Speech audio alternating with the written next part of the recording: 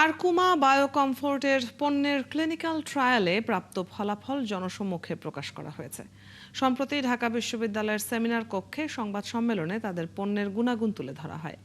সংবাদ সম্মেলনে প্রধান অতিথি ছিলেন গোপালগঞ্জ বিজ্ঞান ও প্রযুক্তি বিশ্ববিদ্যালয়ের উপাচার্য অধ্যাপক ডক্টর হোসাইন উদ্দিন শেখর। এতে সভাপতিত্ব করেন মাওলানা ভাসানী বিজ্ঞান ও প্রযুক্তি বিশ্ববিদ্যালয়ের উপাচার্য অধ্যাপক ডক্টর মোহাম্মদ আনোয়ারুল আজিম আখন্দ। এ সময় বক্তারা বলেন, কারকুমা বায়োকমফোর্ট অ্যাসিডিটি, হার্টবার্ন, পেট ফাঁপা, বদহজম, কোষ্ঠকাঠিন্য, ডায়রিয়া সহ নানা সমস্যা কমাতে সহায়তা করে।